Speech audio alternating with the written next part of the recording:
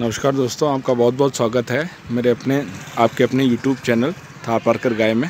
मैं हूं बजरंग कांटिया और आज हम आए हैं पांचवा यहाँ पे राजकीय प्रथम श्रेणी पशु चिकित्सालय में आए हैं। और पांचवा एक छोटा सा गांव है, इसके बावजूद भी बहुत शानदार चिकित्सा यहाँ पे पशु चिकित्सा बहुत शानदार होती है। डॉक्टर गोविंद राम चौधरी यहाँ पे उन्होंने कार्यभार संभाल रखा है। तो आज हम डॉक्टर गोविंद राम चौधरी से बात करेंगे। कई जो बड़ी समस्याएं आती है जैसे थनैला रोग है, तो और क्या क्या हमको अवेयरनेस रखनी चाहिए, ये हम डॉक्टर गोविंद राम चौधरी से बात करते हैं।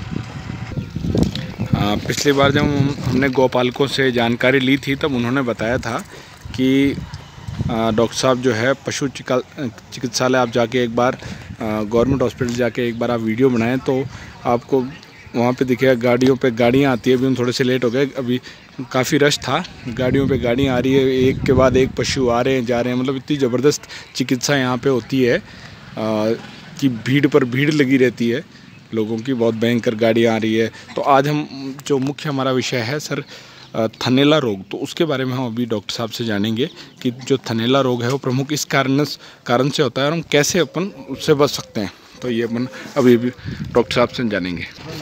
तो सर बहुत बहुत स्वागत है सर आपका, और आपका बहुत बहुत स्वागत है। तो सर हमारे व्यूअर्स जो सबसे बड़ी जो एक प्रॉब्लम है जिसके कारण, क्योंकि पशुपालक सर लाख रुपए की या 50,000 की भैंस या गाय बहुत महंगे पशुधन लेके आता है और उसके बाद में थनैला के कारण उसको बहुत बड़ा नुकसान हो जाता है।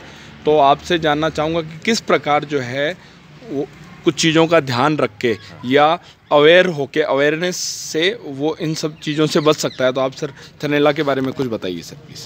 थैंक यू गुरुजी, मान साहब थैंक यू। मैं थनैला रोग के बारे में आपको बताऊंगा। थनैला रोग एक डेयरी जो पशुपालक जो डेयरी करते हैं या पशुपालक जो इंडिविजुअली एनिमल्स को जो घर पे पालते हैं, जी सर, उसमें थनैला रोग एक सबसे खतरनाक रोग होता है। हाँ, बहुत बड़ी समस्या है, इससे पशुपालकों को बहुत बुरा नुकसान होता है। इस रोग से क्या है कि इकोनॉमिकली प्रॉब्लम होती है और एनिमल खुद बहुत ज़्यादा पजल रहता है इसमें जी, क्योंकि ये सबसे जो सॉफ्ट पार्ट होता है एनिमल का, उसका ये रोग होता है जी। ये मोस्टली सबसे ज़्यादा ये रेनी सीजन में होता है। रेनी सीजन में सबसे ज़्यादा होता है। उसका कारण होता है कि रेनी सीजन में गंदगी ज़्यादा रहती है जी। जहाँ पर एनिमल बांधते हैं वहाँ पर थोड़ी गंदगी वगैरह ज़्यादा रहती है, गीलापन ज़्यादा रहता है। तो उसमें क्या होता है कि जो टीथ जिसको बोलते हैं, थन है, वो ज़मीन पे टच होते हैं जी। जैसे एनिमल बैठता है ज़मीन पे टच होते हैं जी। तो उससे जो टीथ मेटस बोलते हैं अपन जी, टीथ मेटस ओपन हो जाता है और ओपन होकर उसमें असेंडिंग इन्फेक्शन चला जाता है। अच्छा, उसमें नीचे से गंदगी चली जाती है, गंदगी जाने से इन्फेक्शन जाने से उसमें थनैला रोग होता है जी। सबसे ज़्यादा प्रॉब्लम ये रेनी सीजन की आती है। रेनी सीजन में वैसे तो थ्रू आउट ये चलता रहता है, क्योंकि ये इन्फेक्शन की वजह से होता है। इन्फेक्शन जो सिस्टमिक ब्लड के थ्रू इन्फेक्शन अडर में चला जाता है, एक होता है असेंडिंग जो गंदगी से नीचे जाता है जी। तो जो ब्लड के थ्रू जो सिस्टमिक जाता है वो तो कभी भी हो सकता है जी, और जो असेंडिंग नीचे से जो इन्फेक्शन जाता है टीथ में, वो रेनी सीजन में सबसे ज़्यादा। तो मोस्टली सबसे ज़्यादा रेनी सीजन में इस इन्फेक्शन, रेनी सीजन में, या ऐसे पशुपालक जो अवेयर नहीं हो, जो अपने बाड़े में अपने जहाँ एनिमल रखता हो वहाँ थोड़ी गंदगी रखता हो, उसमें ये सबसे ज़्यादा। अच्छा, अगर सर अच्छी साफ़ सफाई रखें तो कुछ हद तक क्या हम इससे बच सकते हैं? साफ़ सफाई का बहुत ज़्यादा फर्क पड़ता है। अगर साफ़ सफाई बहुत अच्छी है तो उसमें थनैला रोग होने के चांसेस बहुत कम है। अच्छा सर, मैंने सुना था कि जैसे अगर अपने को इनिशियल स्टेज पर पता लग जाए कि थनैला रोग है तो कैसे, पहली बात तो कैसे पता लगेगा, और पता लगते ही अपने को सबसे पहले क्या करना चाहिए? सबसे पहले जैसे ही थनैला रोग होते ही सबसे पहले थन में और उस संबंधित अडर में जादी में स्वेलिंग होती है। अच्छा, पेन होता है जी सर, और उसके बाद उसमें टेम्परेचर आता है। ठीक है, तो जैसे ही एनिमल के अपन उसको थन को या उस अडर को, संबंधित अडर को अपन टच करते हैं जी, टच करते ही एनिमल पेन फील करता है। अच्छा, और फिर उसके बाद में उसमें मिल्क की कंसिस्टेंसी में चेंज आ जाता है। अच्छा, मिल्क की कंसिस्टेंसी में उसमें फ्लैक्स आने लग जाते हैं, या मिल्क की कंसिस्टेंसी जो वाटरी हो जाती है, या उसमें ब्लड टिंज आने लग जाता है। ये इस तरह के सिम्टम, ये उसके बाद में फिर वो तेज फीवर आता है।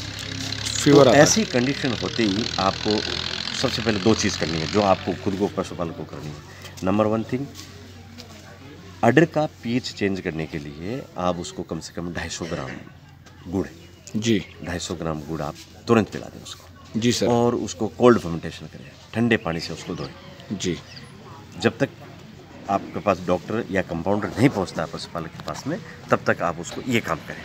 एक तो गुड़ पिला दें, 250 ग्राम सुबह, 250 ग्राम शाम को। ये तो 10 डेज तक पिलाना ही पिलाना है। जी सर। इससे बहुत ज़्यादा बेनिफिट मिलता है। ट्रीटमेंट भी चलता रहेगा और ये भी करना है। इससे क्या होता है कि अडर की पीच चेंज हो जाती है, ऑर्डर की पीच चेंज होती है, वो वापस नॉर्मल स्थिति में आती है। बैक्टीरिया को ग्रो करने का टाइम कम मिल जाता है, कम मिलता है। जी सर। कोल्ड फर्मेंटेशन है, बहुत ज़्यादा स्वेलिंग आएगी तो एडिमा बिल्कुल कम हो जाएगा, पेन कम हो जाएगा। तो जब तक डॉक्टर को नहीं बुलाते हैं, डॉक्टर नहीं आता, तब तक उसको ये काम करना है, ठीक है ना। जी सर। तो इसमें थैनेला भी आपको बताऊँ, 3-4 तरह के थैनेला होते हैं। जी सर। एक तो होता है कि एक्यूट थैनेला होता है जी, जिसमें ऑल ऑफ सडन एकदम गादी में सूजन आनी, टीट में सूजन आनी, टीट की लंबाई बढ़ना, टेम्परेचर आना। ऐसा कोई सर, ऐसा कोई केस आया हुआ है जिससे हम थोड़ा बहुत अभी मेरे पास में ये सब क्लिनिकल केस है सब। अच्छा, ये सारे क्लिनिकल केस है। सब क्लिनिकल है। आप इधर आइए। जी सर।